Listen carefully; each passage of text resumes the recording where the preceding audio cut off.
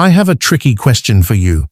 You're looking at three women: Lena, 19, Katya, 30, and Tanya, 42. What do they have in common? Nothing, it would seem. But there's one thing that brings them together. They all desperately need a man. The thing is, there are three ages when a woman desires a man most. Lena, Katya, and Tanya are right in that age range. Let's start with Lena. She falls into the 18 to 22 age group. She's taking her first steps into adulthood. She's doing things her parents previously forbade her: clubs, bars, parties, alcohol, and maybe even illegal drugs. It's all cool and interesting, of course. But then comes the next level, which can only be reached with a man's help. Lena has watched too many romance series and follows bloggers who post photos of themselves hugging their boyfriends. She wants the same thing, so she needs romance and sex. For that, she's looking for the right partner. Lena has a classmate. She works part-time as a model at promotional events, earning very little, and lives in a rented apartment. She sees young women being given expensive gifts by men, taken to posh restaurants, and taken on trips abroad. She wants the same. She has a conscience, like Jeffrey Epstein's lawyers, who saved him from life in prison in 2008. This classmate wants a ticket to the high life, so she's looking for a man with a high income. It's nothing personal. She just needs a sponsor. So, when a girl reaches adulthood, she considers a man in the short term to fulfill her current desires. She's taking her first steps into adulthood, so she lives in the here and now. She's not yet seriously considering family and children. She will have them someday, but certainly not now. Now let's talk about Katya, who is in the 25 to 30 age group. She's had her fill of fun, having had a few flings, being courted, and given gifts. She even had a 2-year relationship, but it was just a youthful infatuation, so she broke up with her boyfriend. It turns out that many of the dreams Katya had in her early 20s have already been realized. Now, she works as an economist at a large company. Her boss doesn't appreciate her, and her work is exhausting. So she has no time for drinking and partying, especially since she's long since lost interest in them. All her friends are married. Some of them have children, so, at best, they can meet her for a cup of coffee. She only has one single friend left, whom men call her the materialistic crocodile behind her back. Katya doesn't really enjoy spending time with this friend because of her cheap, self-important ways.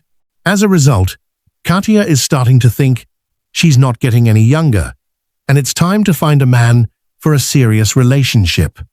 It turns out that women in the 25 to 30 age group are already considering a man in the medium term.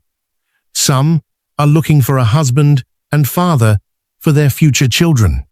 Others understand that youth and beauty are their greatest assets, so they strive to monetize their appearance and seek a suitable partner. But, again, a young and inexperienced woman is looking for a sugar daddy who will pay for her in restaurants and take her abroad. An experienced woman, on the other hand, is already looking for a full-fledged partner who will marry her, give her a fur coat, an apartment, a car, and help her start a business. With him, she will have a child with him. If they separate, they will divide the property equally, and the man will pay generous alimony. Now, let's move on to the third heroine of our issue, Tanya. She is aged 38 to 45. Many no longer call her Tanyushka, but Tatiana Olegovna, and address her formally. She has already given birth to 2 children and has divorced her husband. At the time of her divorce, she told her husband, "I'm bored with you. I don't feel like a woman when I'm with you. I deserve better, so I'm leaving." Tatiana holds a low-level management position and has the money to go on vacation to the seaside. She meets with her friends, some of whom are also divorced. On top of all this, she receives alimony and lives in the apartment her ex-husband left her and the children. Tatiana takes care of herself, goes to cosmetologists, and looks younger than her age. She dates, and even dates one man, so to speak, for her health. Everything seems fine, but she's beginning to realize the bitter truth. She's gradually losing her most important asset, her looks.